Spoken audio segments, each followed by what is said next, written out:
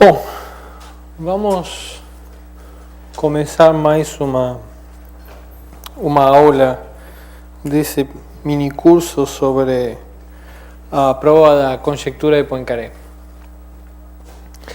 Nas primeiras aulas, por favor, o que nós fizemos foi dar uma revisão muito rápida de resultados básicos. No sé si básicos es la palabra, mas resultados clássicos de geometria riemanniana. Eu não fiz quase nenhuma prova, porque realmente era muita coisa como para tentar fazer mais provas das que eu fiz, né? Então, a primeira parte, né, resultados básicos a gente já tem na cabeça, e a partir de hoje vamos começar com as ferramentas da prova e provando na próxima aula a existência e unicidade do fluxo de Hitch, né? Mas antes de começar com as coisas mais técnicas, deixem eu tentar contar um pouco do que eu entendi do que é a prova da conjectura. Eu não li a prova, mas pelo que está escrito nos livros, né? No livro do Tian, no livro de Bruce Kleiner, e a palestra que Bruce Kleiner deu ano passado aqui no Brasil sobre a conjectura, sobre a prova da conjectura, eu armei um sketch, né? Uma ideia da prova, que eu acho que serve para entender onde aparecem as ferramentas que a gente viu e por que precisamos de coisas mais técnicas, né? Então, qual é a ideia, né? A ideia, bom, vamos partir então para uma variedade de dimensão 3 agora e compacta. Sim? Então, nós vimos que se nós tentamos colocar curvatura de Hitch positiva em M, então, como a variedade compacta, a curvatura é maior ou igual que algum epsilon maior que zero. Está limitada de zero, né? Então, se está limitada de zero, o que podemos fazer é pegar o recobrimento universal da variedade, colocar a métrica do recobrimento. Então, a curvatura de Hitch no recobrimento vai ser igual à curvatura de Hitch em pontos correspondentes à base. Ou seja que o recobrimento universal também vai ter curvatura de Hitch estritamente positiva, limitada de zero. Mas pelo teorema de Bonet-Myers, qualquer variedade que satisfaz isso tem que ser compacta. Isso diz que as aplicações de recobrimento, né, o grupo fundamental, é finito, né? Então, primeira observação é que pelo teorema de Bonet-Myers, isso implica que o grupo fundamental tem que ser finito. Então, isso aqui é Bonet-Myers. Por outro lado, o que acontece se nós conseguíssemos, além de colocar curvatura positiva, colocar curvatura constante? Curvatura de Hitch constante, claro, positiva. Bom, em geral, como eu comentei para vocês, né, a curvatura de Hitch é mais fraca que a curvatura seccional porque é uma média. Isso é verdade, mas em dimensão 2 e 3, a curvatura de Hitch e a curvatura seccional têm a mesma informação. Ou seja, curvatura de Hitch constante implica curvatura seccional constante. Se essa é positiva, então isso também é positivo.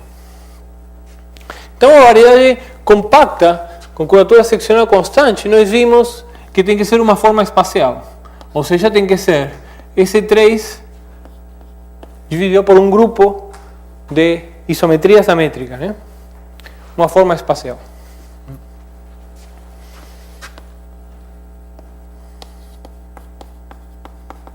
Esférica, né? Curvatura positiva. ¿Sí? Em particular, se a variedade é simplesmente conexa e admite uma métrica de curvatura constante de Hitch, tem que ser a esfera, né?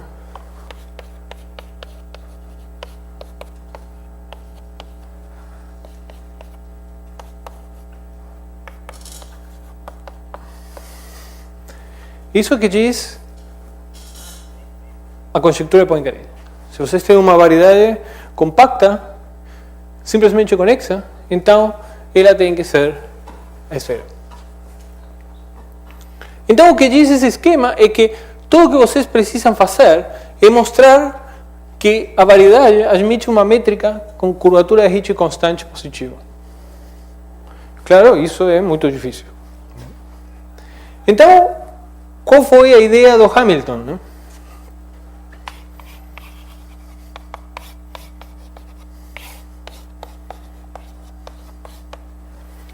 A ideia do Hamilton foi deformar a métrica para achar uma métrica com curvatura de Ricci constante. Então, deformar, aqui a métrica vou chamar de G0. Então, a ideia é deformar G0 para obter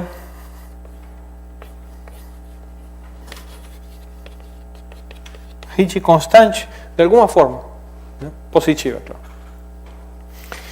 Então, o que quer dizer deformar? Então, o que Hamilton pensou é, bom, vamos fazer um fluxo, né? Vamos pegar uma família, um parâmetro de métricas que em G0, né, para t igual a 0, coincide com G0 e que elas vão se aproximando a uma métrica com curvatura de Ricci constante. Então, a ideia é fazer um fluxo da métrica original na direção da curvatura de Ricci. Então, o fluxo implicaria em derivar isto em relação a t. Sim? Lembrem, para cada ponto, isso aqui é uma forma bilinear e simétrica, definida positiva. Então, isso aqui é uma forma bilinear simétrica. As formas bilineares simétricas são espaço vetorial, sim? Em cada ponto. Então, se vocês querem derivar isto, isso aqui é um tensor em cada ponto, a derivada em relação a t disto, para cada ponto da variedade, tem que dar um tensor bilinear, uma aplicação bilinear e simétrica, porque a métrica original, as métricas são formas bilineares e simétricas. Então aqui vocês têm que colocar um tensor de tipo 2, 0, 0, 2 e simétrico. Primeiro. Segundo, o que a gente quer é que a métrica vai para o lado de curvatura de Ricci constante. Então a ideia do Hamilton foi ir na direção da curvatura de Ricci. Claro, esta curvatura de Ricci é a curvatura de Ricci da métrica GT. Essas curvaturas de Ricci vão variando, não são as originais. Por isso vamos notar assim. Esse aqui é o tensor de Ricci da métrica GT. Tensor simétrico de tipo 0,2. Métrica é tensor simétrico de tipo 0,2. Bom, isso aqui está ótimo. O problema é que isso vai contra a corrente. Nós poderíamos trabalhar com isso, mas teríamos que ir para tempos negativos. Para isso não acontecer, colocamos um menos. E tem uma constante de normalização e colocamos Q2. Isso aqui é simplesmente uma constante de normalização. Isso aqui define um fluxo de métricas, o fluxo de Ricci. Lembrem que nós calculamos o tensor de Ricci em coordenadas normais e era laplaciano mais alguma coisa. Então isso aqui tem toda a cara da equação do calor. Derivada em relação a t igual a laplaciano. Uma equação em derivadas parciais e que aparece o laplaciano. Só tem um problema, que essa equação não é parabólica. É fracamente parabólica. Quando vocês calculam a segunda variação, a primeira variação, ela tem núcleo. Então não é os truques clássicos de teoria de equações em derivadas parciais não servem para provar que esse fluxo existe mesmo localmente, mesmo para tempo pequenininho. Mas o Hamilton deu um jeito nisso, usando o teorema da função inversa dimensão infinita, ele conseguiu provar que existia existência unicidade local do fluxo. Muito bem, então o que o Hamilton provou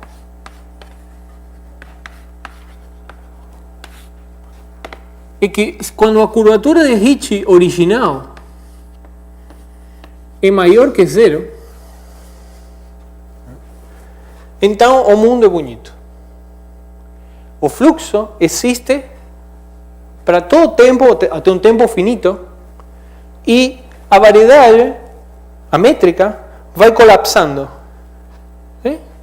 Vocês começam com uma variedade com curvatura de Ricci positiva e vai fluindo, vão ficando cada vez menores, até que em tempo finito o fluxo se extingue e a variedade vira um ponto. A métrica vira singular.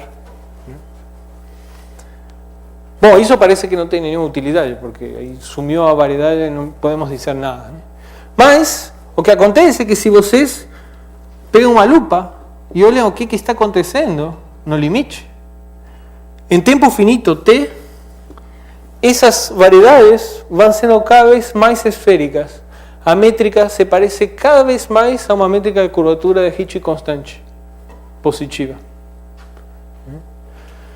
Tanto que chega um ponto em que dá para provar que podemos modificar um pouquinho a métrica no limite, de forma tal que tem curvatura de Ricci estritamente constante, perto do limite.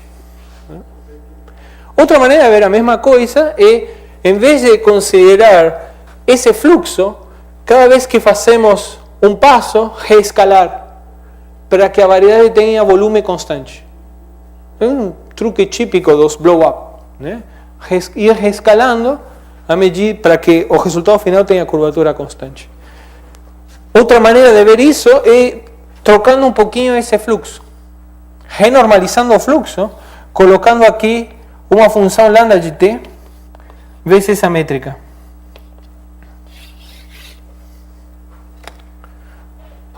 Como fez Einstein, né? No que ele chamou o pior erro da sua vida. Sim?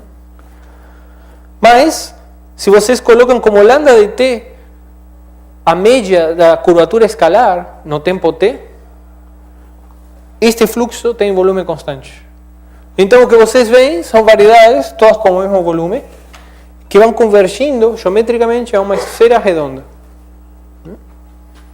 Ou seja, que quando o Ricci é positivo, na verdade, bom, isso poderia ter topologia, né? O importante é que converge para uma variedade, o limite das métricas existe e tem curvatura de Ricci constante, positiva. Portanto, o limite tem que ser difiomorfo a uma forma espacial. Mas a gente não mudou a variedade, mudamos a métrica. Então a variedade original tem que ser difiomorfa a uma forma espacial esférica. Isto. Se não tiver topologia, né? Oi? Se não tiver topologia, né? Pode ter topologia, não tem problema. A topologia mata a topologia, o fluxo? Não, aqui não. Você parte com uma que não tem a topologia. Isto é, tem um constante, tem um zero, né? Não precisa. Lembra que o teorema de Bonnet-Myers te diz que a única restrição que você tem é o π1 finito. Se você começa com Ricci positivo numa variedade compacta, automaticamente o π1 tem que ser finito. Mas não precisa ser simplesmente conexa. O que você vai ter no final é uma variedade com curvatura de Ricci constante positiva. Então é uma forma espacial. Ótimo. Se for simplesmente conexa... Em geral, se a curvatura é perto de ser positiva, você pode formar ela para ser positiva. É constante. Se é perto de ser constante, ela se deforma em geral. O problema é o zero, né? O problema é o zero. O que diz o teorema de Hamilton é que isso é verdade quando isso aqui é positivo. Não aparece Né? caso aí. Vai deformando. Sim, Esse tipo de informação. sim, para o fluxo, né? Esse é o comportamento do fluxo. Né? Então, o que o Hamilton provou é que o fluxo converge em tempo finito a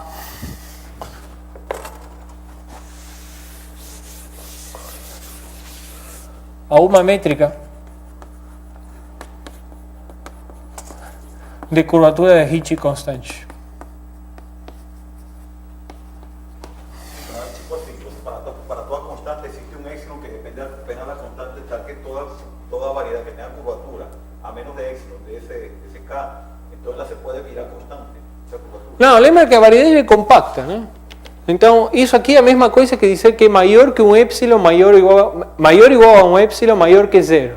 Então, é estritamente positiva. Uma vez que é estritamente positiva, não te interessa mais nada. Não te interessa qual é o epsilon. Você vai pelo fluxo e você chega a uma variedade de curvatura constante positiva. Esta constante é absolutamente irrelevante, porque você pode multiplicar a métrica por um número. Ah, não, então quer dizer que a variedade vira constante. Vai se aproximando cada vez mais. Ou se aproxima e uma vez que está próximo a ser constante, você pode perturbar ela para ser constante. Não, o que você prova de fato é que as métricas, à medida que t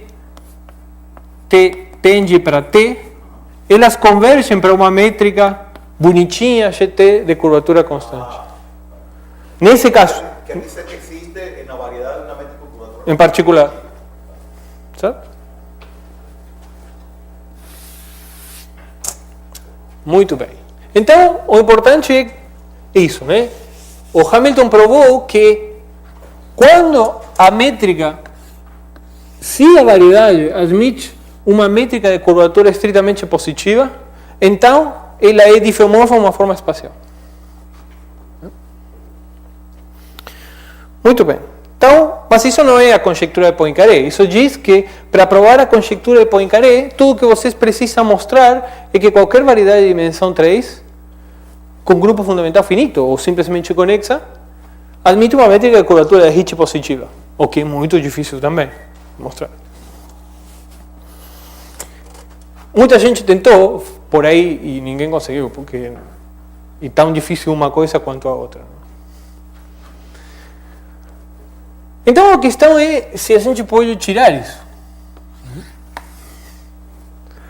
O que acontece é que o fluxo, no caso de curvatura Ricci positivo, é muito bonito. Não tem singularidades. Converge em forma linda para uma métrica de curvatura de Ricci constante. Se a gente tira essa hipótese, isso não acontece mais. O fluxo degenera, o fluxo cria singularidades. Aparecem singularidades em subconjuntos da variedade. Não é como aqui, não é como neste fluxo, né? No fluxo não normalizado, que na verdade aparece uma singularidade, mas é uma singularidade que quando vocês reescalam, a singularidade vai embora. Não, aparecem singularidades em subconjuntos da variedade e outros subconjuntos não têm singularidades. Então, vira um problema sério. Então, desde o começo ficou muito claro que o que tinha que ser feito, se se tentava provar a conjectura de Poincaré usando o fluxo de Ricci, era entender como se comportavam as singularidades. Tanto é assim que Hamilton, no ano 97,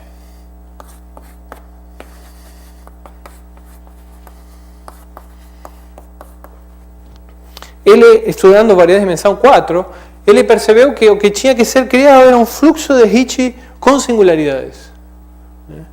Qual é a ideia? A ideia é que vocês vão fluindo no fluxo e quando o troço vira incontrolável, quando começa a aparecer uma singularidade, vocês cortam a variedade. Vocês fazem o que se chama uma cirurgia na variedade e tomam nota do que vocês fizeram. Leem uma contabilidade do que vocês fizeram, cortam a variedade, colam e deixam fluir de novo. Restartam o fluxo depois da cirurgia. Sim? Então o fluxo vem, começa a criar uma singularidade e vocês param. Cortam a variedade, fazem uma cirurgia, aí vira uma variedade bonitinha, anotam o que vocês mudaram e restartam o fluxo a partir dali. Sim? Isso que se chama o fluxo de Ricci com cirurgias.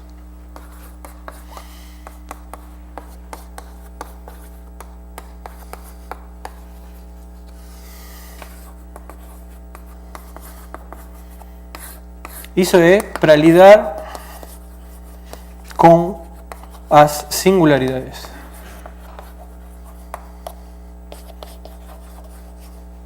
As singularidades aparecem. Mesmo que a variedade tenha uma topologia bastante simples, sempre aparecem singularidades. E mesmo que a topologia seja absolutamente simples, simplesmente conexa, não podemos dizer que não apareçam singularidades. O que acontece é uma coisa assim, né? Vocês começam com a sua variedade, né? E começam a fluir pelo fluxo. E o que começa a ser criado são uns pescoços. Sim? Continuam no fluxo e se criam pescoços desse tipo. Então a ideia é pegar nosso bisturi, cortar a variedade e colar duas capinhas. E a partir daqui, deixar o fluxo ir. E aí é que entra a magia da equação do calor.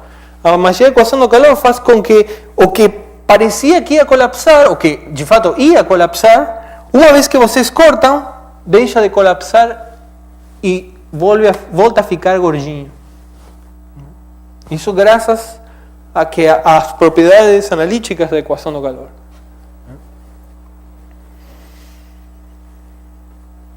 Bom, mas o que isso diz? Isso diz que vocês precisam entender este tipo de fenômeno. Sim? Vocês precisam entender que são esses pescoços. Esses pescoços, lembra que nossa variedade tem dimensão 3, né? Esses pescoços são do tipo S2 vezes 1 sobre, menos 1 sobre epsilon, 1 sobre epsilon. O que quer dizer do tipo? Quer dizer que estão próximos destas variedades. Assim como aqui eu menti, né? Isso vale quando vocês reescalam, né? Então, converge reescalando, né?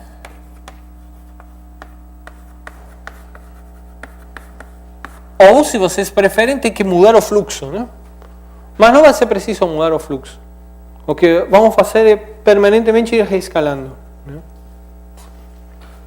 Então isso é importante e vai aparecer em todas as definições, em todos os teoremas que a gente colocar.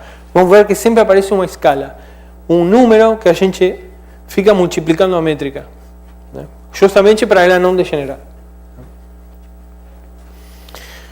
Muito bem, então essa foi a ideia. Uma observação é que os pontos fixos, né,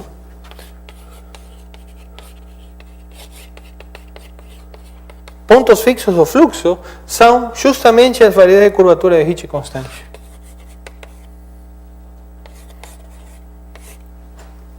A menos um fator, a menos de reescalar, né?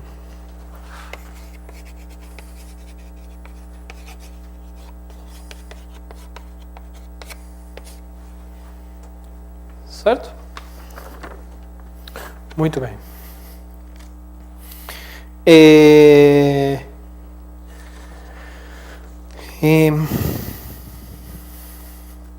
Pois é, então, o que nós precisamos entender não é só a parte da cirurgia, né? Nós precisamos entender, uma vez que a gente corta, o que é que fica, né? E o que vamos observar é que o que fica são coisas com topologia ótima, são variedades com topologia ótima. Cada uma dessas componentes conexas que vai ficando vai ser ou uma forma espacial esférica,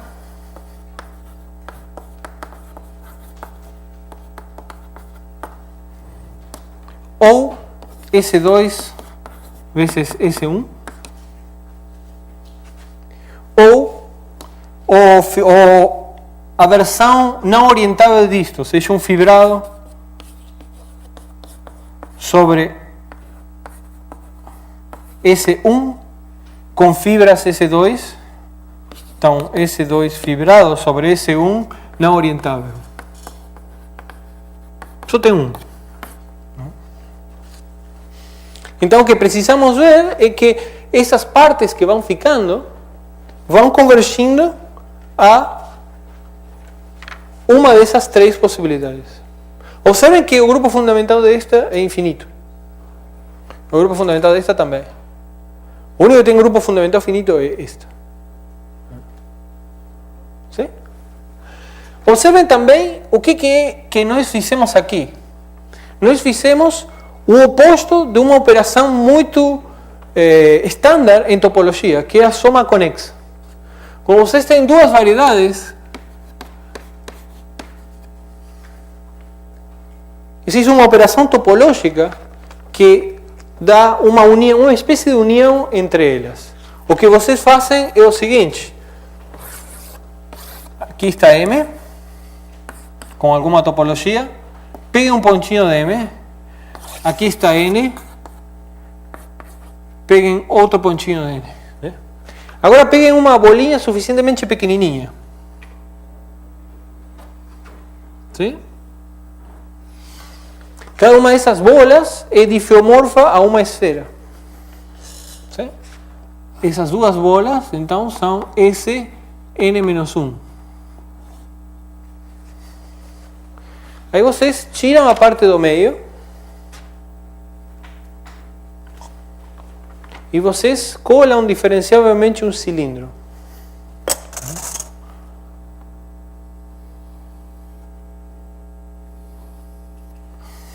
Colam bem, né? De forma diferenciável. Né? O resultado dessa operação é o que se denota como soma conexa das duas variedades. Sim? O que nós fizemos aqui foi exatamente o oposto. Fizemos uma anti-soma conexa. Sim? A cirurgia tem que ser feita com cuidado, porque em princípio vocês podem fazer cirurgias com coisas mais gerais, mas aí vocês perdem totalmente o controle da topologia. Aqui a cirurgia é feita sobre esferas de dimensão 2. Cada um das seções desse cilindrinho são esferas de dimensão 2. Então o que está se fazendo é realmente a operação inversa desta. Né? No nosso caso, isso aqui tem dimensão 3. Isso aqui tem dimensão 3, isso aqui vai ter dimensão 2, né? E vamos ter uma soma conexa. Sim? Então, o que vamos ir fazendo é ir cortando, e cada vez que a gente cortar, o que vamos fazer é transformar uma variedade deste tipo em uma variedade desconexa, com duas componentes conexas. Sim? Aí vamos olhar para cada componente conexa e ver qual é o seu futuro, para onde é que vai. E vamos ver que cada componente conexa vai ir para uma dessas. Então, voltamos para trás. A variedade original tem que ser uma soma conexa destas coisas. Sim? Fazemos a operação topológica inversa. Né? Uma vez que vemos o limite, e o limite é uma união disjunta destas coisas, é porque a original era uma soma conexa destas coisas. Certo? Soma conexa destas coisas. Deixem eu formalizar, escrever o enunciado que vamos mostrar.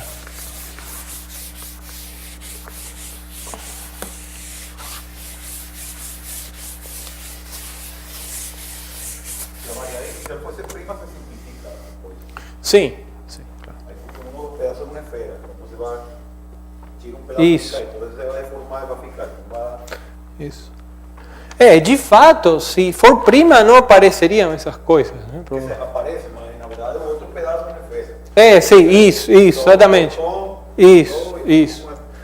O que ele está dizendo é que se M é uma esfera, se essa que está aqui é uma esfera, a operação de soma conexa, topologicamente não dá nada. Não dá nada interessante. Volta a dar a mesma variedade. O interessante é quando vocês fazem somas conexas com coisas que não são esferas. Muito bem, então Isso.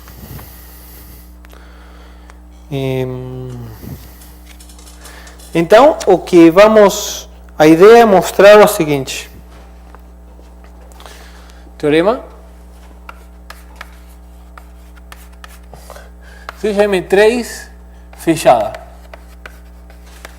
Fechada quer dizer compacta, sem bordo.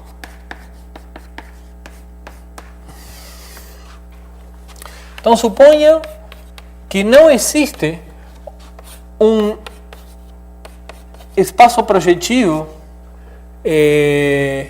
mergulhado em M3, isso aqui é mergulhado, sim? Que separa a variedade, sim? Duas componentes.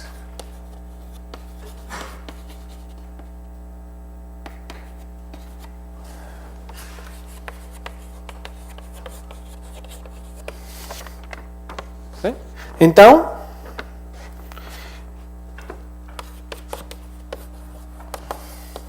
o fluxo de Ricci com cirurgias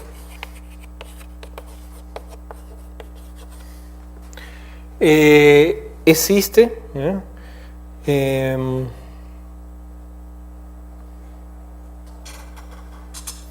O fluxo dice com cirurgias com métrica inicial G0 existe, está bem definido para todo valor de parâmetro. Mas o conjunto de singularidades, ou seja, o conjunto onde vamos fazer cirurgias, dos tempos cirúrgicos, como que eu falo isso? O conjunto dos tempos singulares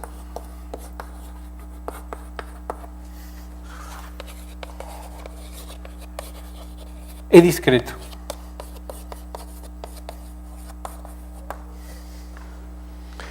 E a cada passo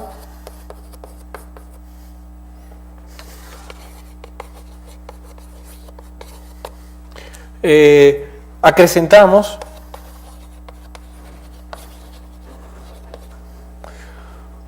alguma destas três.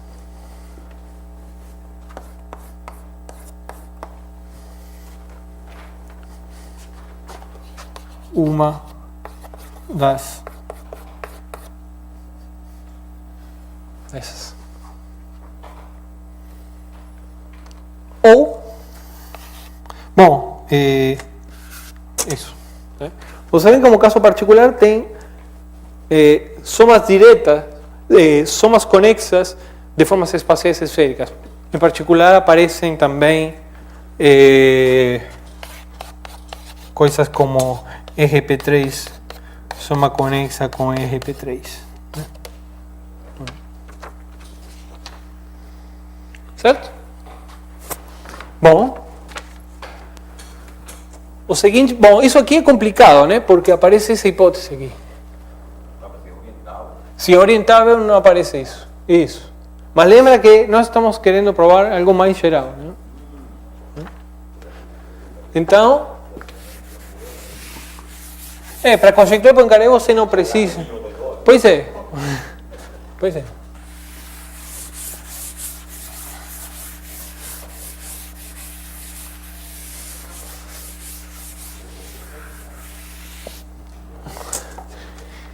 Então, precisamos nos livrar disto.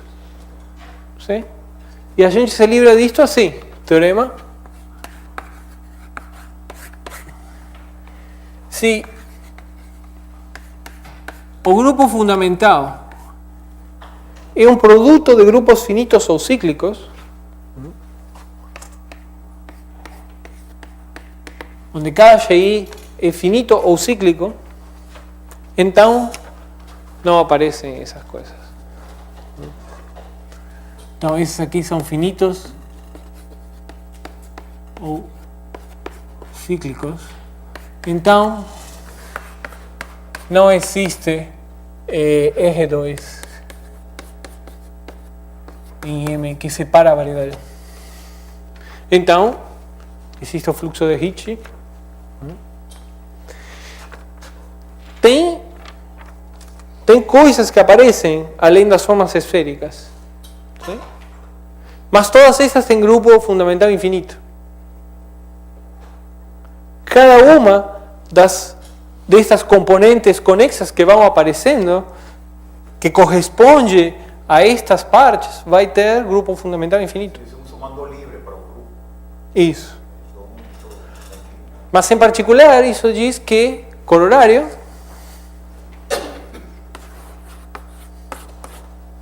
se o grupo fundamental é finito, essas coisas não aparecem.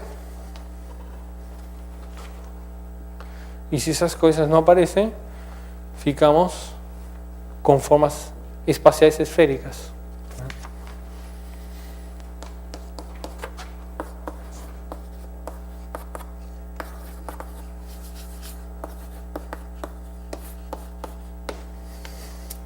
Em particular, se for simplesmente conexa, é uma esfera. Certo? Sim? Então esse é um pouco o esquema da prova. Ou pelo menos o que eu entendi como esquema da prova. Nós vamos saber no curso se eu entendi direito ou não. Muito bem. Então, o que fica muito claro de todo esse esquema é que o segredo está aqui. Precisamos entender muito bem isto. Exatamente o que está acontecendo aqui e de uma maneira extremamente delicada. Então, tudo o que eu falei hoje é para convencer vocês que vão ter que me ouvir um pouco agora com coisas chatas. Que é a descrição desse tipo de partes, desse tipo de pescoços na variedade. Certo? Uma coisa importante também é que aqui o fluxo, em tempos discretos, tem cirurgias. Né? Na verdade, o Perelman entendeu a coisa mesmo sem isto. Ou seja, sem hipótese. Isso tem a ver com... Isso é a conjectura de Thurston, que classifica ou diz como são topologicamente todas as variedades de dimensão 3. Por que as notas do Gang-Tian e do Morgan foram feitas só para isto e não para geometrização de Thurston, para a conjectura de geometrização? Porque a diferença fundamental entre o caso desse teorema e o caso geral é que no caso geral o fluxo tem infinitas singularidades. Aqui temos finitos, discretos, em tempo finito, temos um número finito de singularidades, e aí podemos escrever a variedade como uma soma conexa de finitas partes, mas no caso geral não, no caso geral ficam aparecendo e aparecendo e aparecendo e aparecendo e aparecendo. E lidar com esse limite, né, com essas infinitas singularidades é extremamente delicado.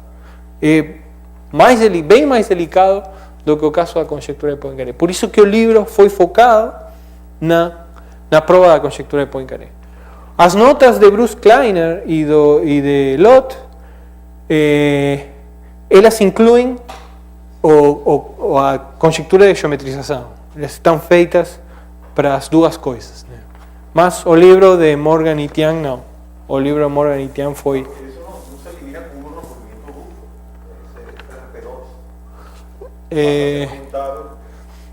Não, porque se você não tem nenhum controle sobre como é o grupo fundamental, pode acontecer qualquer coisa. Não. Não, é um passo além disso. Né? Muito bem, então o que eu preciso falar agora, vocês vão ter que aturar, é entender esse tipo de fenômeno. Né? E por isso precisamos falar de esses pescoços, e aqui o que eu falei na aula passada, que vai virar um troço em mistura de português, espanhol e inglês horroroso. Né? Porque eu não vou falar de pescoços, porque fica muito feio falar de pescoços. Então, vamos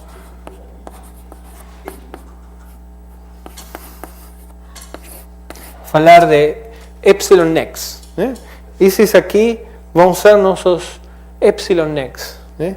Vão ser pedaços da variedade que vão ser não só difeomorfos a um produto desse tipo, mas também vão ser quase isométricos. Sim? A métrica vai estar seca próxima da métrica produto. Esta. A menos de um fator. De novo, isso aí vai aparecer sempre. A menos de um fator, a métrica vai ser próxima, seca próxima a um produto, e o K vai depender do epsilon. Quanto menor é o epsilon, maior vai ser o K. Então, quanto mais isso ficar estreito, mais regularmente se aproxima a métrica produto. Sim? Isso é um epsilon neck. Então, agora eu tenho que escrever a definição formal. Muito bem, então vamos fixar epsilon entre 0 e 1,5 e vamos chamar de K a parte inteira de 1 sobre epsilon. Sim? Maior ou igual a 2, né?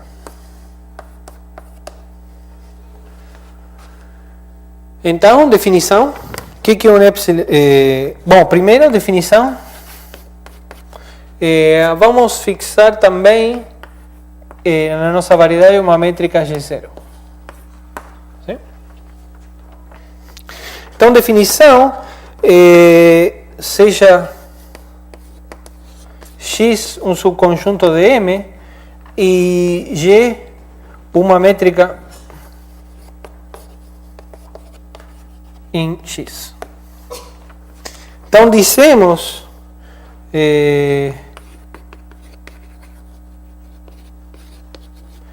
que a métrica G está epsilon próxima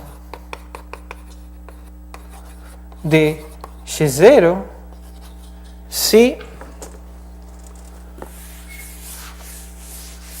o que vocês imaginam acontece. Né?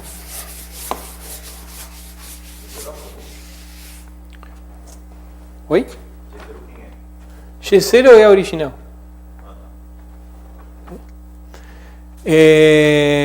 Se acontece o seguinte, que a soma o módulo G, deixa eu ver a fórmula, o sup, né?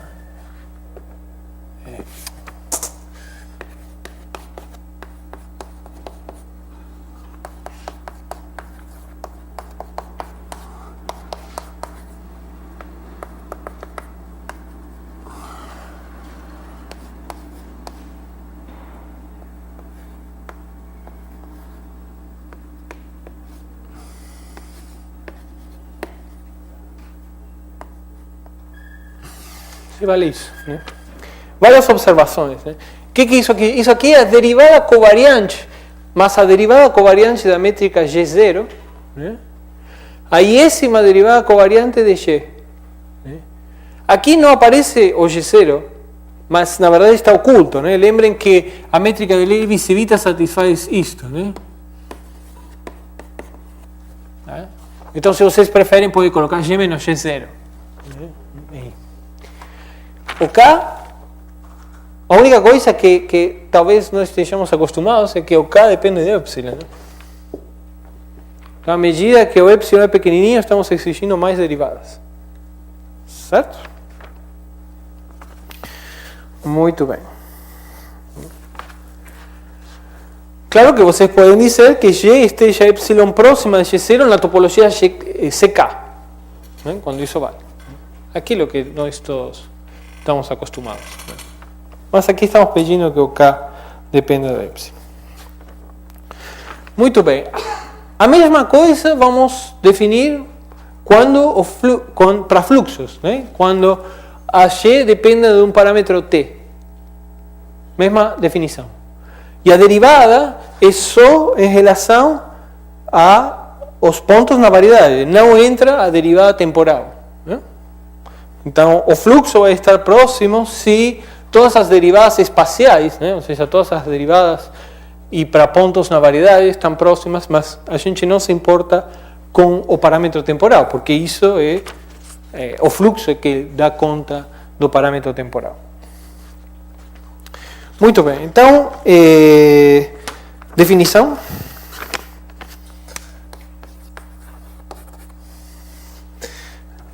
Então, seja NG, uma variedade, e um ponto em N. Então, dizemos que N é um epsilon nec centrado em X, ou que N tem uma estrutura de epsilon nec centrada em X, se vale o que valia o que eu coloquei aqui embaixo, né, que eu apaguei. Então, se existe phi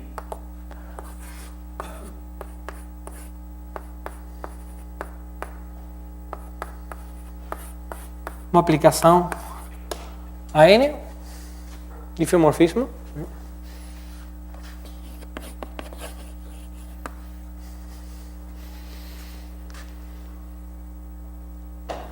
tal que o pullback na métrica em N está epsilon próxima da métrica canônica aqui.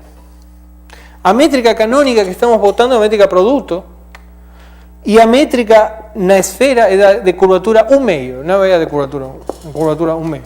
¿Sí? Então é dífeo, e o pullback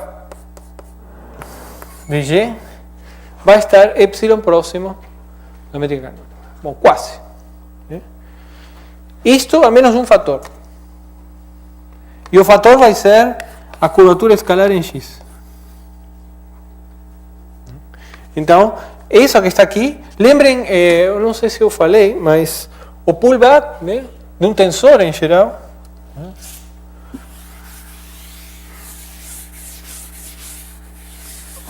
não lembro se eu falei ou não, mas o pullback de um tensor de tipo 0,2, por exemplo, é o tensor que vocês formam fazendo isto, né? Onde essa que está aqui é a diferencial da φ. ¿Sí? Então, isso que está aqui está epsilon próxima da métrica standard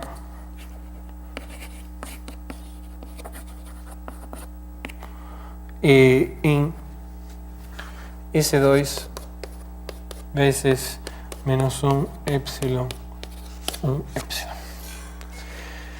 E o que tem a ver X? Bom, X está na esfera central, né? E X pertence a φ de S2 0. Sim, ou seja, é um troço assim.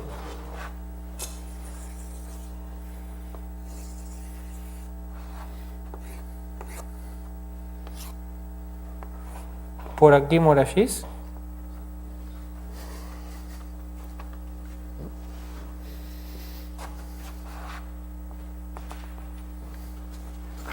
Certo? Deixa eu ver se eu não esqueci nada. Não esqueci nada. Ok.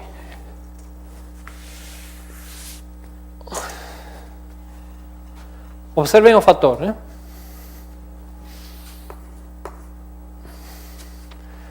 Isso que está aqui, então, é um tensor sobre N.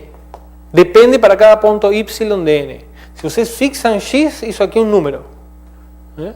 Então, isso aqui depende de Y em N e tem uma constante que depende de um ponto no meio do pescoço, né, do neck. Muito bem, então um monte de definições relacionadas com isso, né? Nós para cada T fixo, para cada tempo fixo, nós temos os slices. Né? Para cada tempo fixo temos então o conjunto das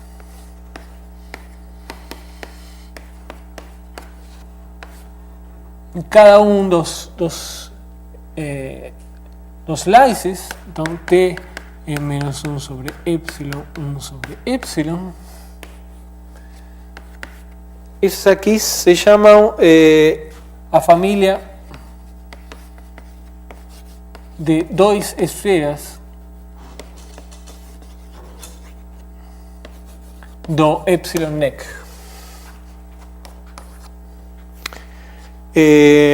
Claro que phi de S2 0 vai ser chamada a esfera central do neck. Temos uma função, isso aqui pode ser visto como uma carta de n. Temos uma função que é a função temporal. Sim?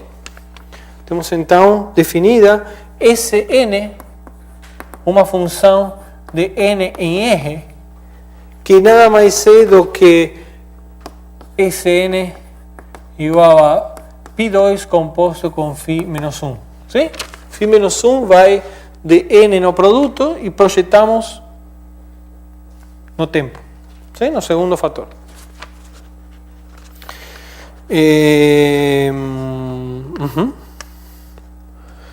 Em particular, ou vocês podem escrever isto de uma maneira diferente, vamos estar interessados na derivada dessa função temporal, que é a mesma coisa que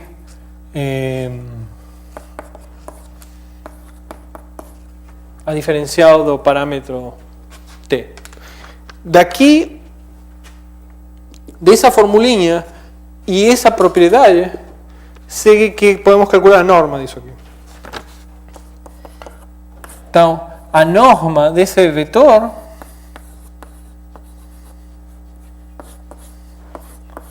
é R de x menos 1 meio. Próxima. Certo?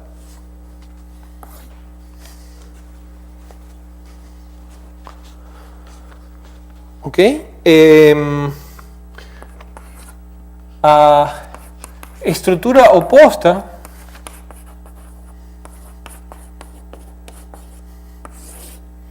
é φ composto com a identidade menos a identidade. Ou seja, percorrido no sentido contrário. Né? Da outra estrutura de epsilon neck, a estrutura oposta. Né? Simplesmente percorrer o parâmetro temporal no outro sentido. Não é bem o parâmetro temporal, isso aqui estamos na variedade, não tem nada a ver com o parâmetro do fluxo. Bom, agora, uma vez que temos isto, bom, esse x não está bem no meio, né?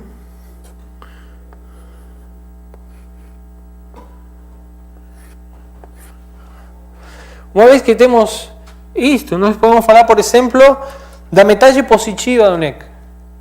Sim?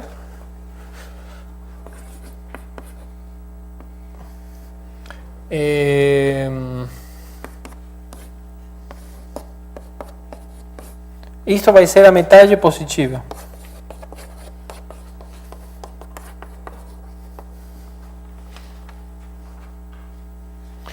Vocês podem pegar esse menos 1 n de menos 1 sobre 3 epsilon, 1 sobre 3 epsilon, por exemplo. Isso aqui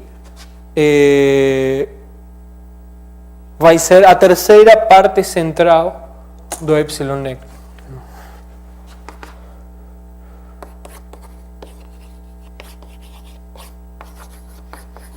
Vocês podem falar da metade negativa, do quarto central, etc. Vai ser sempre referido a isto. Né?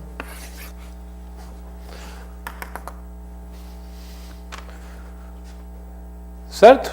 Essa propriedade é importante, né?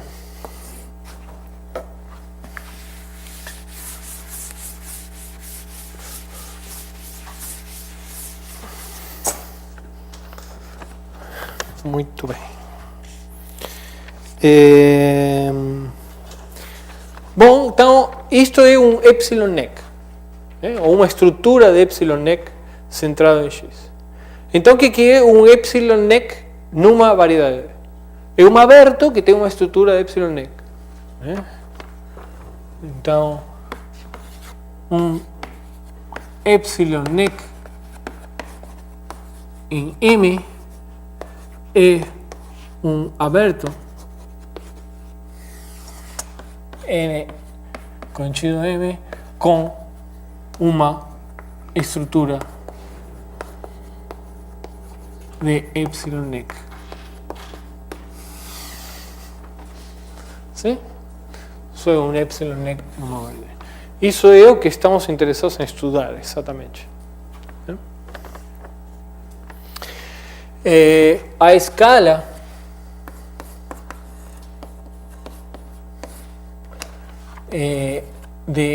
do epsilon nec n,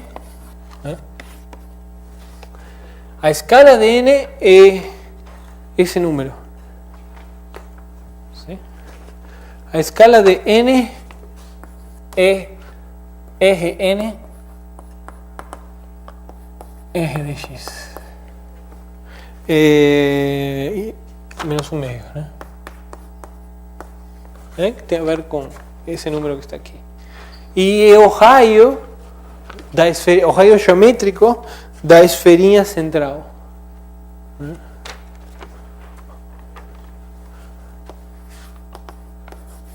Das esferas, de todas. De fato próximo ao raio das esferas do epsilon nec. Certo? Bom. Então, qual é o maior problema que pode acontecer? O maior problema é que apareçam infinitos epsilon necs arbitrariamente pequenininhos. Se acontecer isso, aí vocês podem ter pontos de acumulação de singularidades e a coisa é absolutamente incontrolável. Então, a primeira e mais fundamental propriedade dos epsilon necs é que isso não acontece. E isso não acontece independentemente da variedade. Existe uma cota universal que faz com que isso não aconteça, independentemente da variedade. O que também é importante, porque nós vamos estar permanentemente mudando de variedade ao fazer cirurgias. Então, as proposições que precisamos são independentes das variedades. Essa é a seguinte proposição. Muito importante se queremos que a coisa não vire completamente incontrolável. Diz o seguinte: existe um epsilon 1 positivo tal que vale o seguinte. Ou seja, não depende de nada. ¿Sí? E o que diz é o seguinte: seja MG uma variedade completa, dimensão 3, e de curvatura estritamente positiva, curvatura seccional estritamente positiva. ¿Sí? Então, M não possui epsilon necs com escala arbitrariamente pequena. Para todo epsilon menor ou igual que este epsilon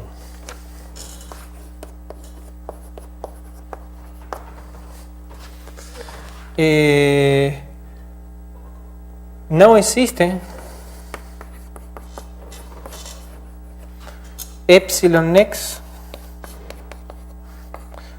de escala arbitrariamente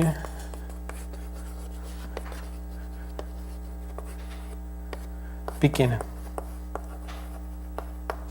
Ou seja, não existem epsilon-x que vão colapsando arbitrariamente. Certo? Dá para ler?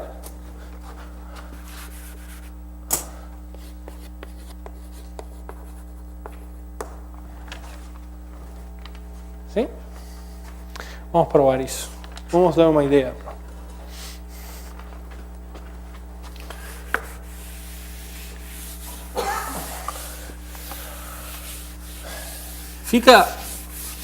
À primeira vista fica difícil imaginar como provar esse troço. Mas temos uma ajuda, né? A nossa alma, né? Curvatura positiva, né? A alma é um ponto. Né? Esse é o ingrediente central da prova dessa proposição. Então, demonstração. De fato, essa proposição vale tanto para compactas quanto para não compactas. Né? Mas para compactas é óbvio. Não pode ir colapsando, porque aí seria singular a variedade. Então, podemos supor que M é não compacta.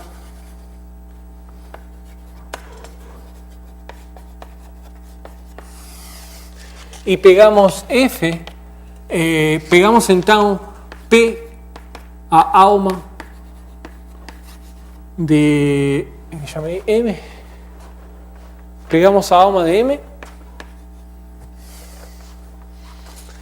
e pegamos F, a distância a alma. Bom, então o que sabemos é que a alma é um ponto e a variedade é difeomorfa R3, certo? E o que vimos na aula passada é que as superfícies de nível da função de distâncias são, a partir de um momento, esferas, né? Mas o que vale em geral, porque a variedade é difeomorfa R3, é que isso é conexo.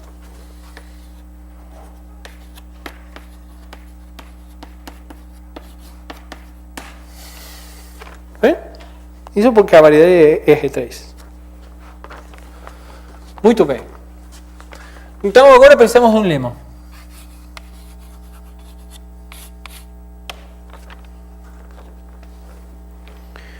O que diz o lema é o seguinte.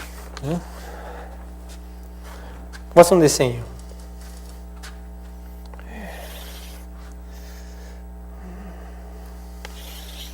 Aqui temos nosso epsilon nec. Então a alma está ou para lá ou para aqui. Vamos colocar a alma aqui, P. Não tem topologia. Sim? É R3. Então por aqui vem a variedade e encaixa aí e vai embora. Então o que diz o lema é que a esfera central do epsilon nec separa a variedade. Se vocês tiram a esfera, ficam com duas componentes conexas, um anel e um disco. Sim? Então isso é o que diz o lema. Diz que existe um epsilon positivo tal que vale o seguinte.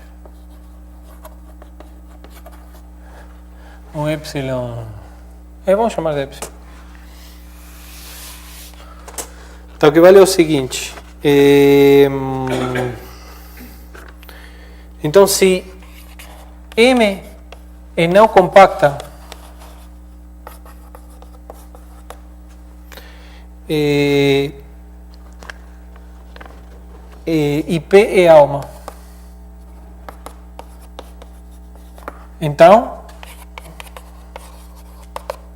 para todo epsilon nec N de M, a esfera central separa a variedade.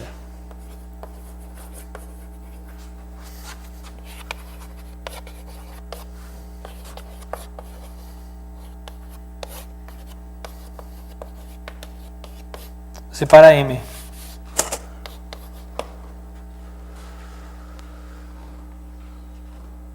certo? Em particular,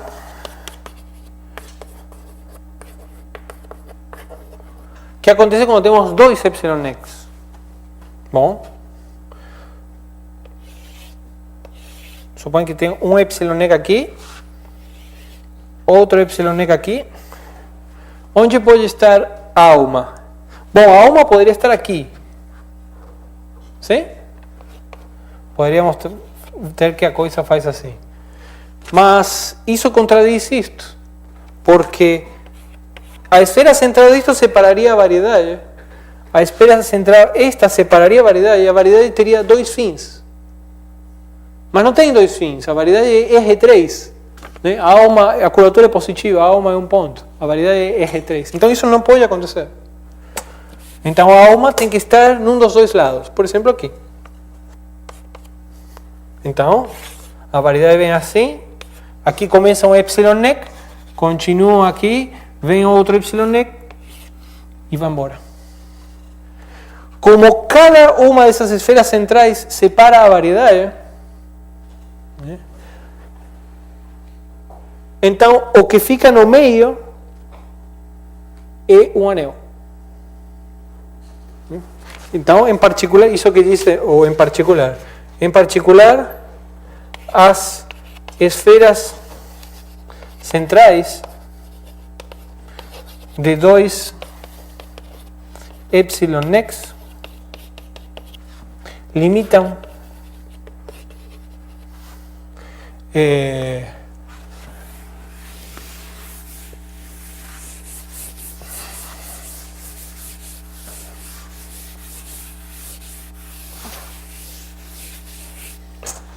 uma região diffeomorfa a S2 vezes 0, 1. Um anel. Então, isso que está aqui é um anel.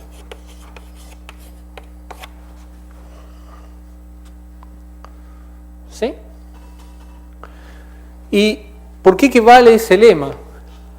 Esse lema vale pelo seguinte, né? Afirmação.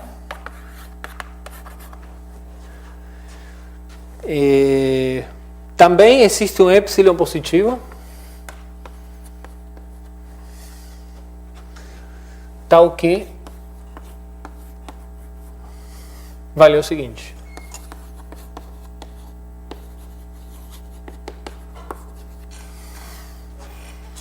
O que vale é o seguinte: quando vocês pegam um epsilon x suficientemente pequenininho, se n é um epsilon x, de fato, tem um monte de epsilon aqui, epsilon linha, e um epsilon para epsilon menor que epsilon linha. Então temos o nosso epsilon linha aqui. Sim? Esse é o nosso epsilon linha. Então, por aqui está a alma. Sim? Agora peguem a terceira parte central do NEC.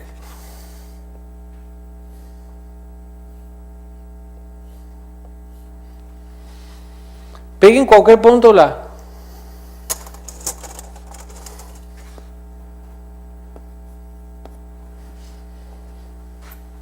Então, agora vocês podem pegar a bola centrada em P e para a qual Z está no bordo. Sim? Ou seja, pegam a bola de centro P e raio a distância de P a Z. Observem que a distância de P a Z é a função F, né?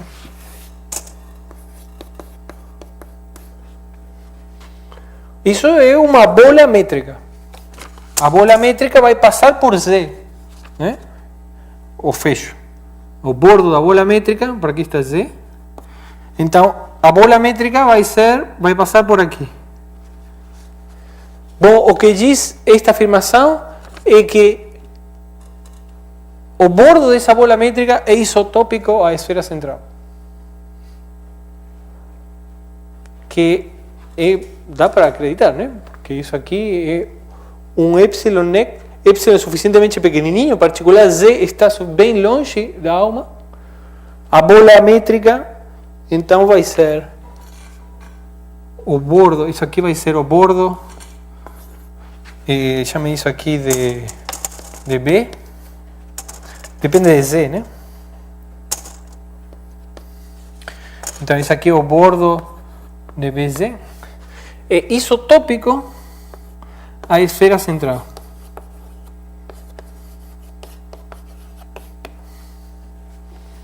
¿Sí? A prova disto é uma sequência de leminhas, chatos, mas é tudo fácil. Então isso, e dá para acreditar, né, pelo desenho. Então, se N é um epsilon nec suficientemente pequenininho e Z pertence à terceira parte central de N, então o bordo da bola centrada em P e de raio F de Z, ou seja, na bola que Z está no bordo dela, é isotópico, é homotópica, desculpa.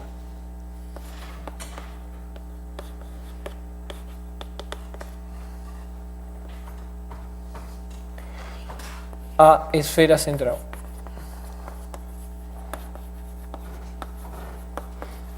De N. Certo? Ok.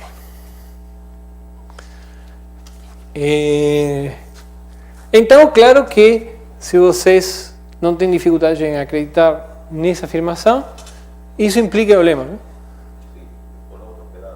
Não? Certo?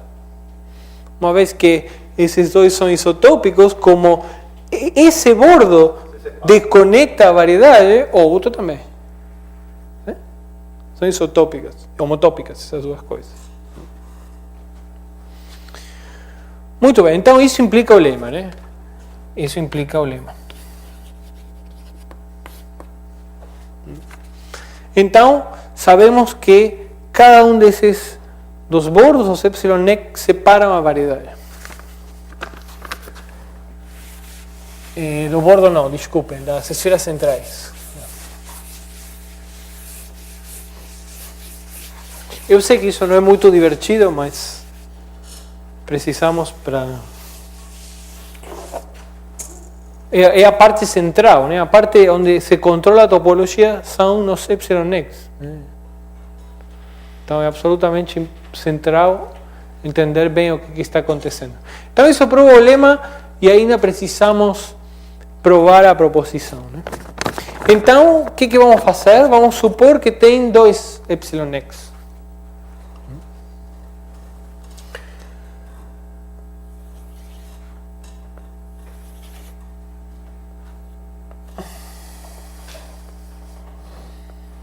Então vamos ter um epsilon nec aqui.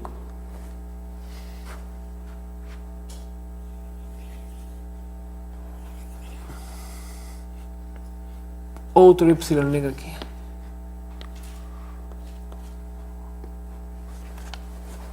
A alma está ou de um lado ou de outro. Vamos colocar a alma aqui. ¿Sí? Então a variedade vem por aqui. A nossa variedade é G3. Aqui pode fazer coisas doidas, né? Pode vir por aqui, né? Não pode ter topologia, mas ela em geral vai se inflar, né? E depois vai embora. Né? Aqui também se abre, né? Fica menor, etc. Então vamos separar as terceiras partes centrais.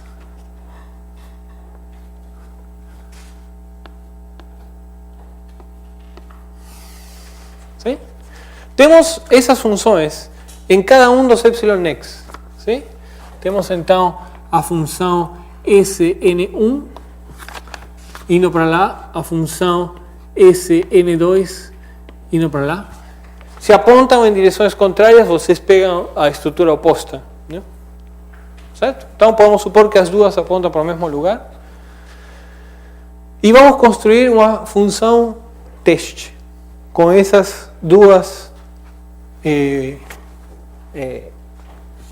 funções que dependem de...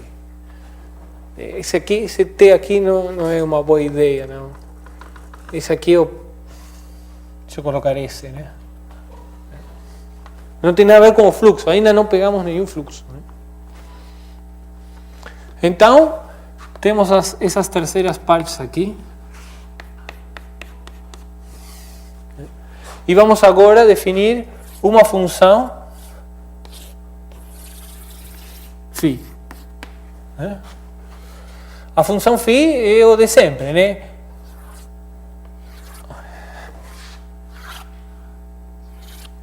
A função vai valer 0 aqui. Aí se levanta. E aqui vale 1. Vale constante 1 aqui.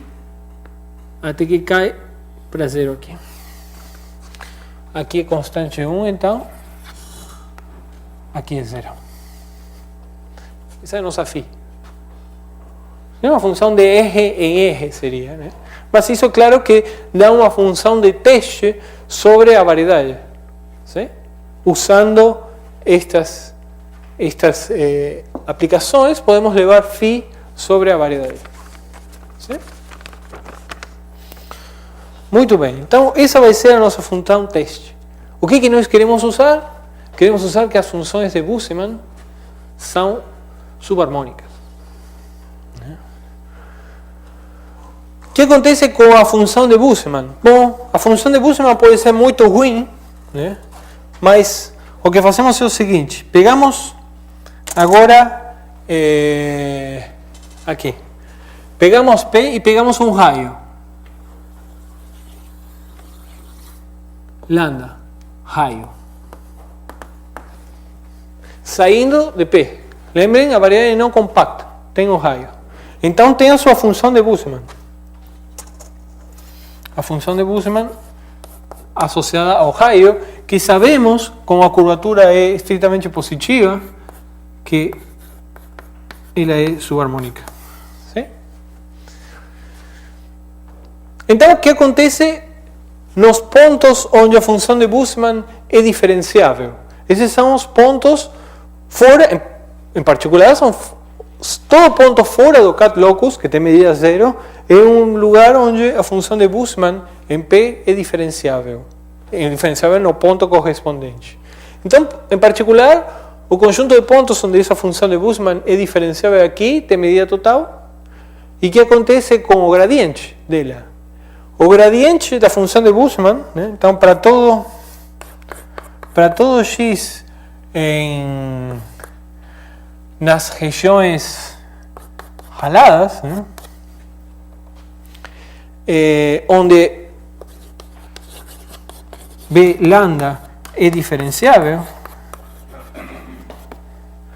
o que vale que, bom, quem é a função de Busemann? A função de Busemann é a distância a P ao raio, né? Mais uma constante T. Então é a função distância. E, portanto, onde ela for diferenciável, o gradiente da função distância tem norma 1.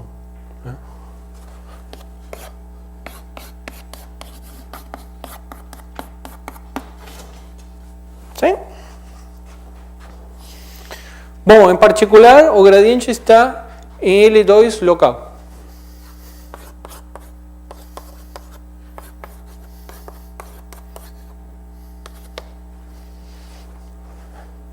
E nós agora podemos calcular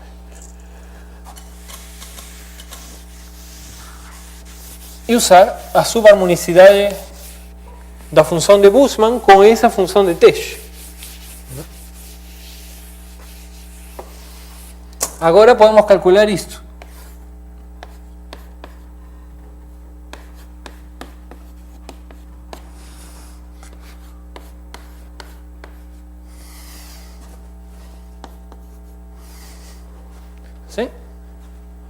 Bom, se vocês fazem a continha, uma continha aqui vocês têm tudo, né?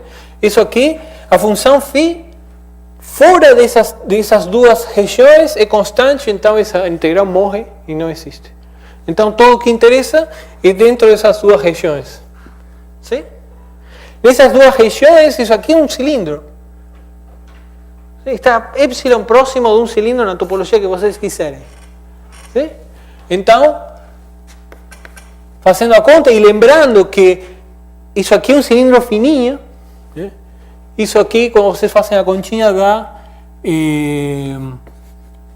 por aqui vai estar o ponto x2, por aqui vai estar um ponto x1, então isso vai estar epsilon próximo de x2 menos 1 meio menos eje x1 menos 1 meio.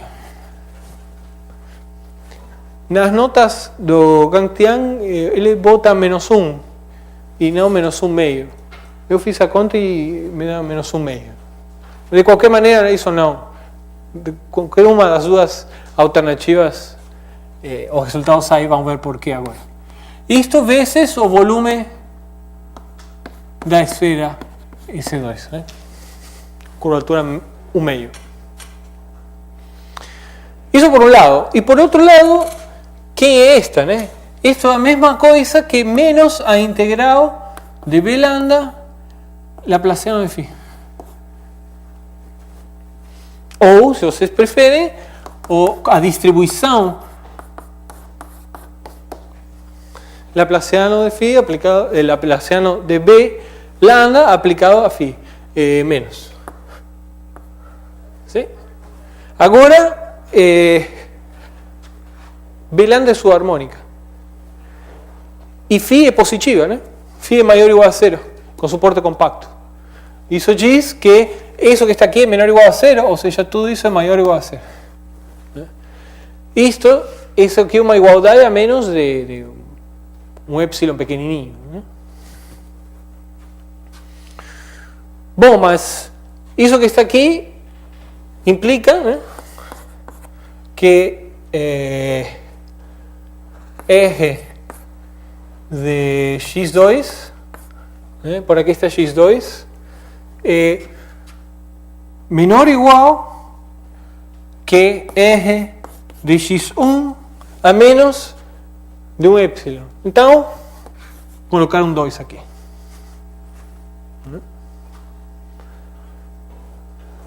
Certo? Ou seja, a escala em x2 está controlada pela escala em x1. A escala de x2 não pode ser arbitrariamente pequenininha. Né? Lembrem que a escala era inversa dessa, né? Certo? Então, isso não pode ser a inversa desta, né? Menos 1 meio não pode ser arbitrariamente grande. A escala não pode. Se isso aqui não pode ser, está limitado, né? A escala não pode ser arbitrariamente pequenininha, arbitrariamente grande, né?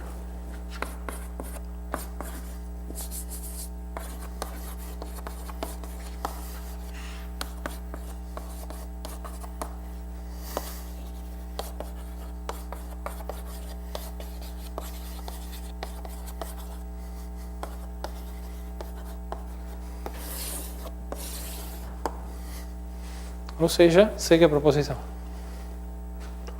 Certo?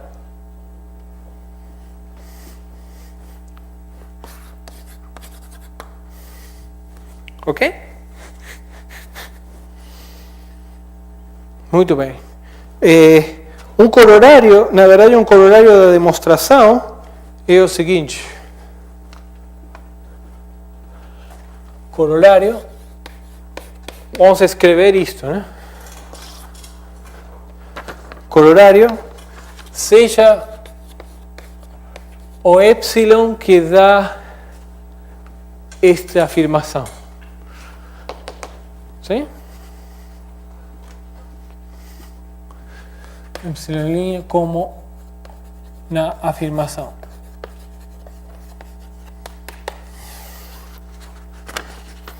Então,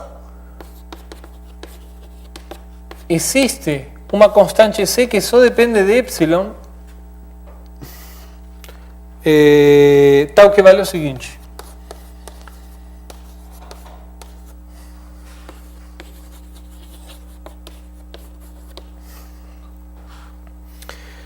M3 não compacta de curvatura positiva.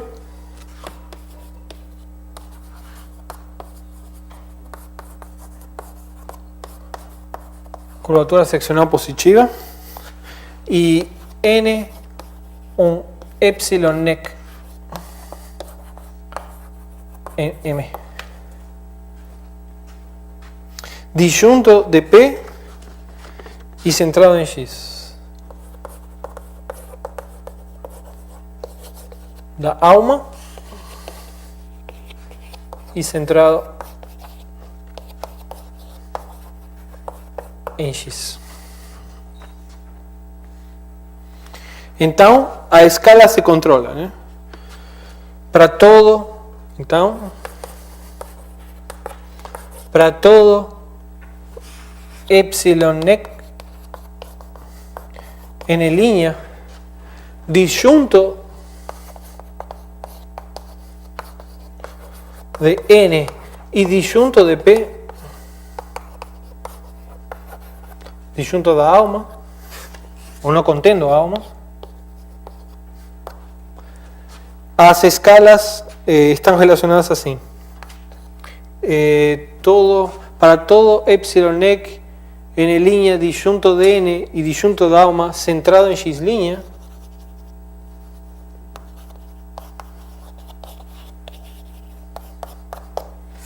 las escalas están relacionadas así.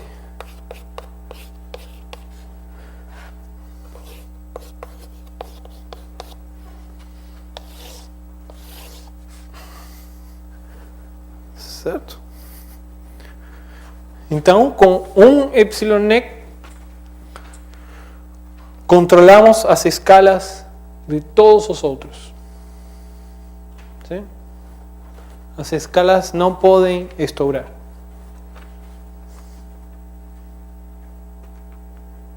Certo? Muito bem, então, para variar, eu não cumpri a minha promessa e dei 1h30 de aula, mas a próxima aula vai ser mais levinha e o que vamos fazer na próxima aula vai ser dar definições básicas do fluxo de Ricci e provar a existência de unicidades locais.